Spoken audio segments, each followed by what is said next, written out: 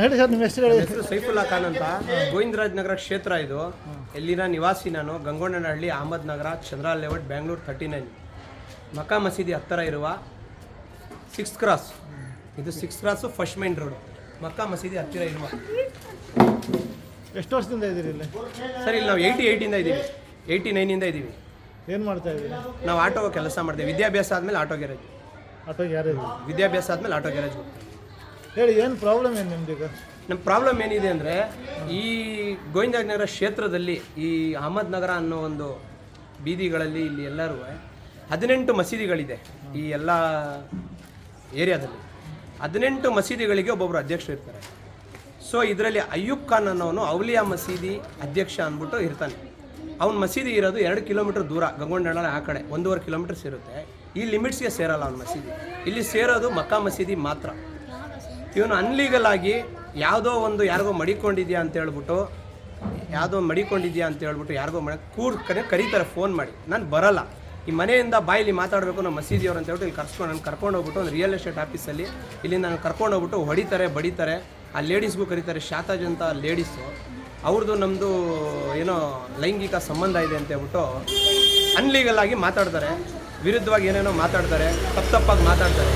ಆಮೇಲೆ ಹೇಳ್ತಾರೆ, ನೀನು ಕೇಸ್ ಹಾಕಿದ್ಯಾ ಅವ್ರ ಗಂಡನ ಮೇಲೆ, ಚೆಕ್ಕು ಲೇವಾದೇವಿ ಇದೆ ಅಂತ ಹೇಳ್ಬಿಟ್ಟು ಆ ಕೇಸ್ನ ವಾಪಸ್ ತೊಗೊಬೇಕು ಅಂತ ಹೇಳ್ಬಿಟ್ಟು ಇದು ಮಾಡ್ತಾರೆ. ಅವ್ರ ಗಂಡ ನನಗೆ 3,40,000 ರೂಪಾಯಿ ಹಣ ಕೊಡಬೇಕಾಗುತ್ತೆ. ಆ ಪ್ರಕಾರವಾಗಿ ಚೆಕ್ ಕೊಟ್ಟಿರ್ತಾನೆ.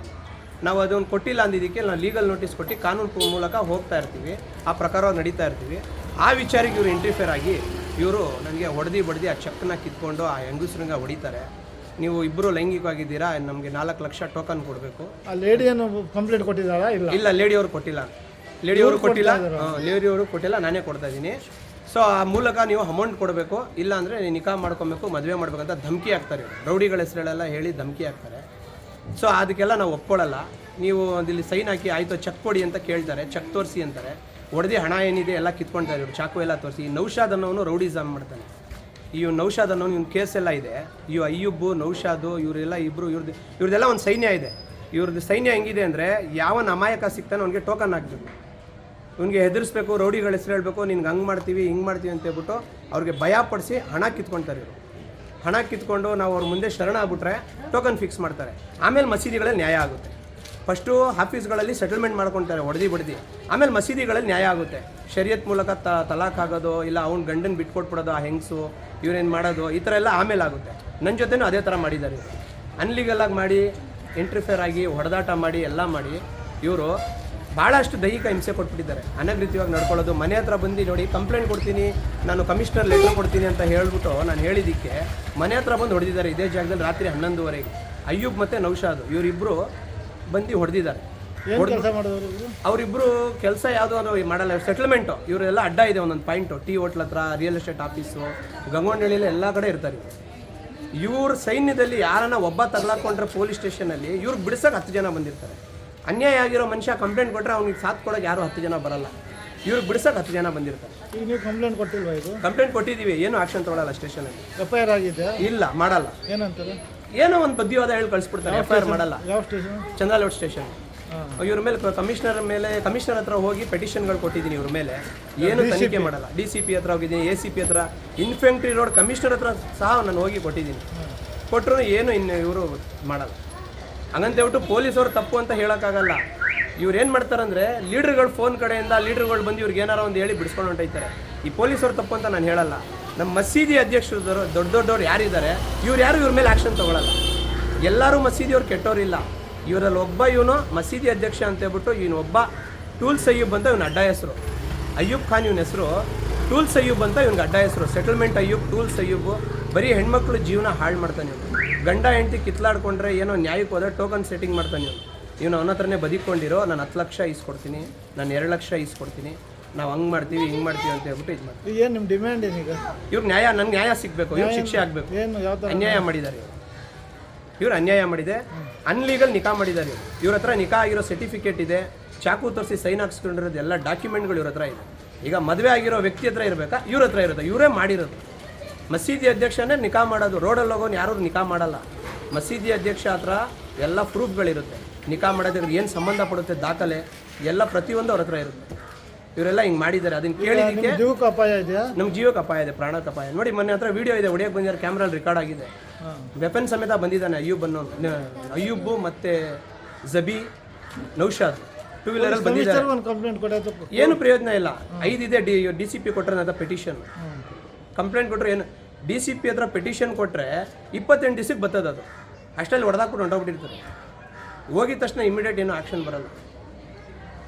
ಒಂದು ಕಾನೂನು ಹತ್ರ ಹೋಗ್ಬಿಟ್ಟು ನಮ್ಮ ಜೀವ ಬೆದರಿಕೆ ಇದೆ, ನಮಗೆ ಅನ್ಯಾಯ ಆಗ್ತಿದೆ ಅಂತ ಕೇಳ್ಕೊಂಡ್ರು ಸಹ ನಮಗೇನು ನ್ಯಾಯ ಸಿಗ್ತಾ ಇಲ್ಲ, ರಕ್ಷಣೆ ಇಲ್ಲ. ಏನಿದೆ ರಕ್ಷಣೆ?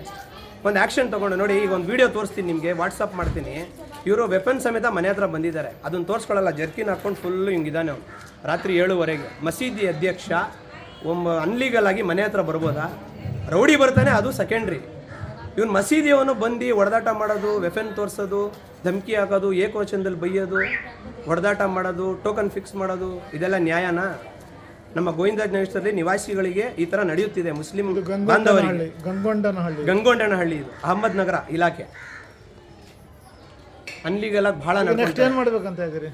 ಕಾನೂನು ಏನಿದೆ ಅವ್ರ ಮೂಲಕ ಆ್ಯಕ್ಷನ್ ತೊಗೊಬೇಕು, ಕ್ರಮವನ್ನು ತಗೊಳ್ಬೇಕು. ತಪ್ಪು ಕಾಣಿಸಿದ್ರೆ ಅವ್ರಿಗೆ ಶಿಕ್ಷೆ ಕೊಡಬೇಕು. ಕೋರ್ಟ್ಗೆ ಹೋಗ್ತಾ ಇದ್ದೀರಾ?